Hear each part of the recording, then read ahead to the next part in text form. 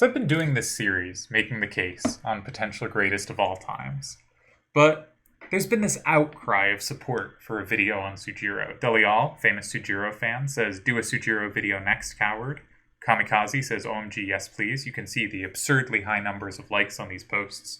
And it's just clear that the community, especially not Soujiro, who is definitely not Soujiro, as you can see he says, there's just been this outpouring of demand for a Soujiro video, and I think I have to succumb to the crowd, to the peer pressure, and do a video on Soujiro. But what would my angle be? I eventually decided I'll start doing videos on all the players I think are in the clear 12 best players of all time. And I know this doesn't include closed, this includes just narrowly open tournament results, but I think if you look at them in any depth, you quickly come to this conclusion that there are 12 players that really stand out. And I spent a while trying to think of a good adjective. Terrific 12, triumphant 12, terrible 12, tasty 12. And I eventually thought transcendent 12 is the most egotistically complimentary, so we'll go with that. And Soujiro is the first member. I cannot make a case for him as the greatest of all time, but I will make a case for him as one of the transcendent 12. I should also say I googled Soujiro and took the screenshot on the left. I have no idea if he is named after the anime or manga character this is. I have no idea what it's from. I do not do my research, but this is my video on Soujiro, a member of the Transcendent 12. And if you have a better adjective to use than transcendent, hit me up, and I may switch it up. So he comes and starts playing tournaments in 2004 and 05. He is consistently impressive. He earns a quarterfinals in his very first tournament, the second side championship, and then his second tournament he follows up with a semifinals in Tifa, only losing to the mighty Doc Evil, defeating players like Kozak and Karmazin along the way. So not only did he, wreak havoc with the Polish players' tournaments. This is Karmazin's only tournament loss in his two-tournament run, and I believe Soujiro is also the only player to face both Karmazin and Doc Evil in tournament play, which is a pretty cool, trivia tidbit.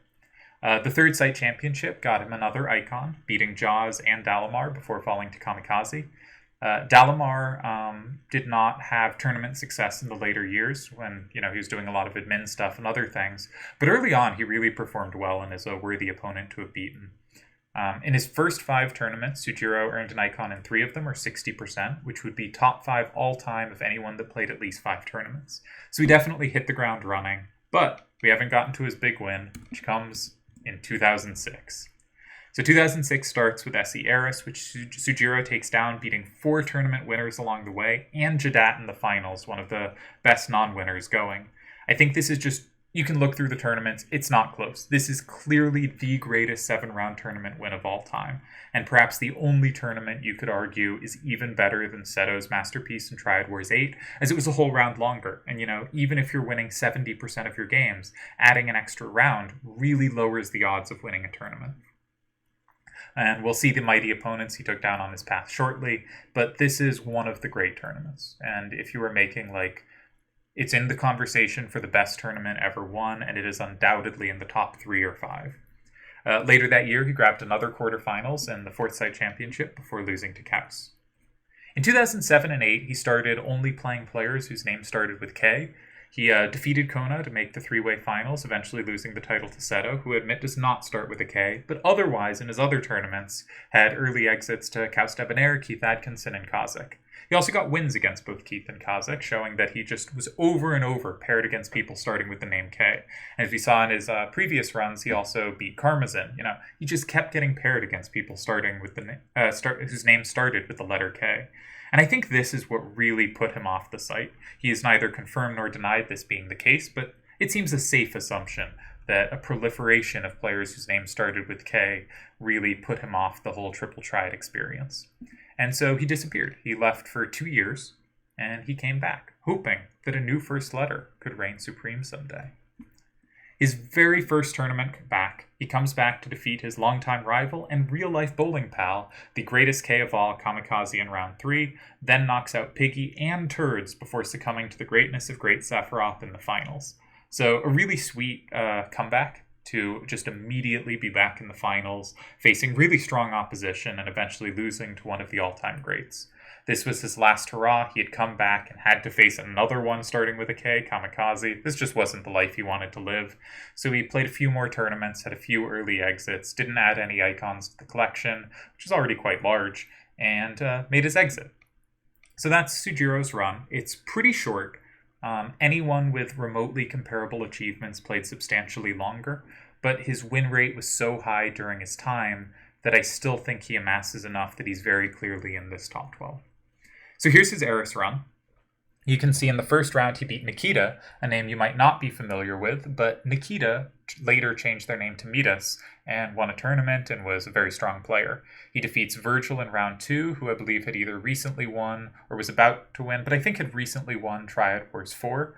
Then he defeats Nesnaj in round 3. In round 4 beats Cloud Strife, solid tournament performer. In round 5 beats Kamikaze, longtime rival, we talked about him. In the semifinals, you can't see it, and I didn't write it because I'm incompetent at this, beats Seto, enormous win in the semifinals, and in the finals takes down Jadot. So just an incredible run through and through, taking out 4 tournament winners, as well as Nesnaj, Cloud Strife, and Jadot. Really strong run. So, I know, he sure seems great, but is greatness enough to be in the Transcendent 12? I have to show, you really were doing things that put you firmly in this top 12 all-time group. And 1 or 2 stats that has you top 12 all-time, well, the 20th best is going to spike 1 or 2 stats that lands you in the top 12, right? You really are going to need a number of things that show you're in this top group. So, one point is he had a really high peak. And you can see here he led the site in rating in 2005 to at the end of 2006 with his win of Eris. He took the rating lead over Kamikaze by a hair here, but maintained it for a full 2 tournaments. And he's one of only 8 players to ever hold that spot longer than a single tournament. He also has the 7th best 5 tournament run ever if you look at win percentage adjusted for opponents over a 5 tournament run. And while he has short longevity, he has a lot of achievements. It's not just that he has a peak that puts him in that top group, but he also amassed in his short time enough that he compares there too. So he's tied for 10th to 12th in icons, despite everyone else tied with him or higher on the list, having played longer and usually much, much longer than he did. He was also, in his short run, a top 10 player by ELO ratings, which is, again, not a rating system I made up. It's a chess rating system that I've appropriated for this and is appropriated for lots of things. 538 loves applying it to sports, often quite badly, but we'll ignore that.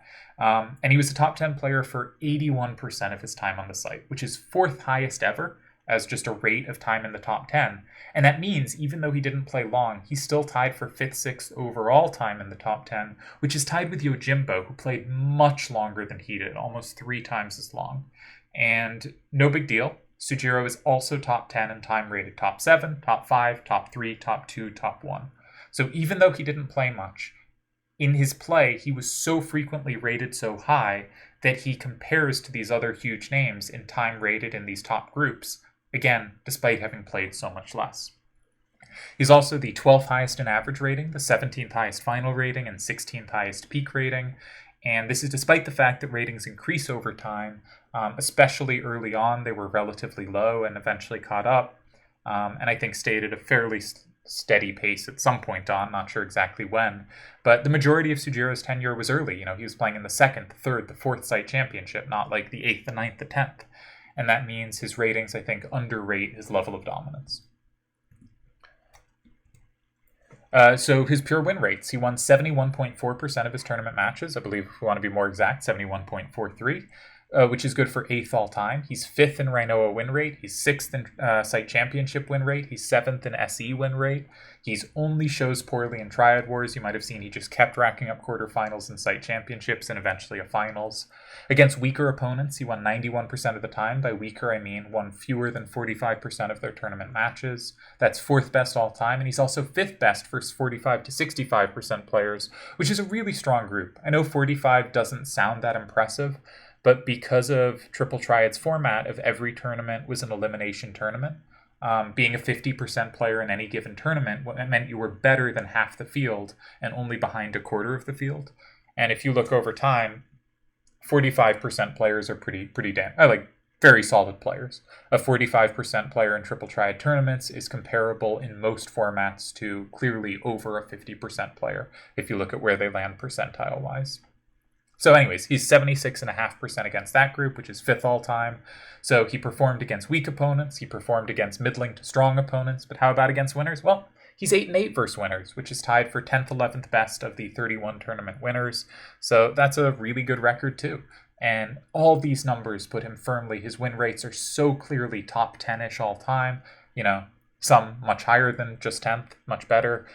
And even though he didn't play long, he got 7 icons, and that's borderline, that's 10th to 12th all time. So I think he has a pretty cool legacy. He won the greatest 7-rounder that anyone won. Eventually, tournaments shortened as there were fewer active players, but this is pretty clearly the best 7-rounder. He's the only player to ever beat Karmazin in a tournament, and he has wins over Seto and Kamikaze, 2 legends of the game.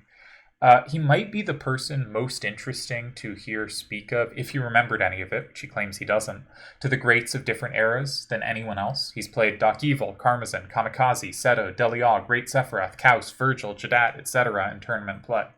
This is a really cool list, and if you take someone like me, I played everyone who was really good in 2009, 10, and 11, basically, but I never played the people who were great before that. I never played Soujiro, and I didn't play the players that were great after either.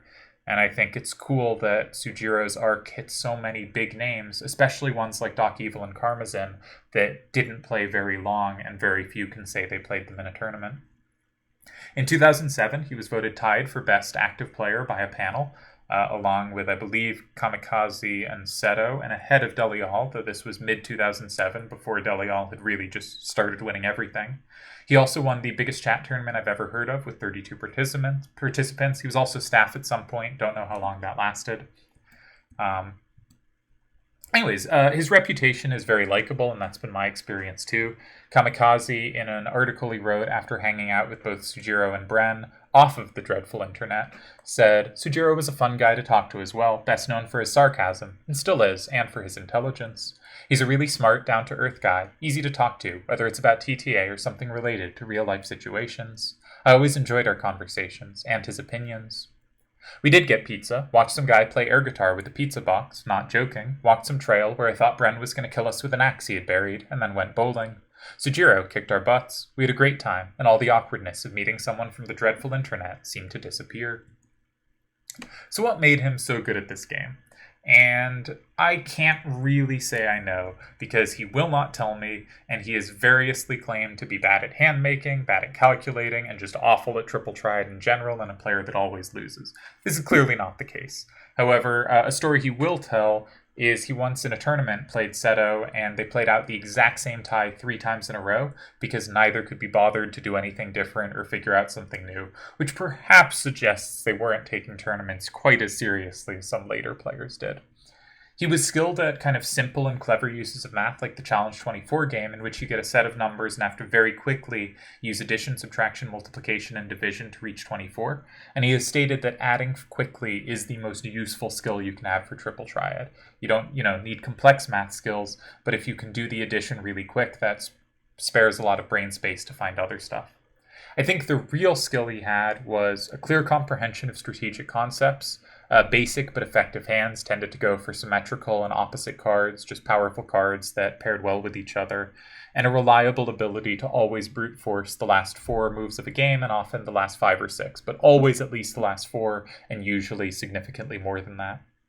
And that meant, while by his own admission, I'm not sure what word to use, not the most brilliant player in the early turns, he could play good moves early with solid effective hands, and then once it got to the mid and late game, he would just be very precise and get whatever the best result available was.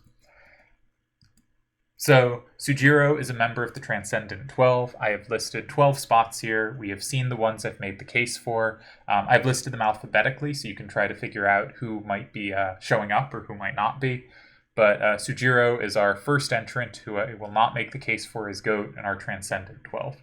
And I hope you agree that he firmly deserves a spot here. And so, that is my case for Soujiro as a member of the Transcendent 12. Truly goofy name that I hope you can support. And cheers.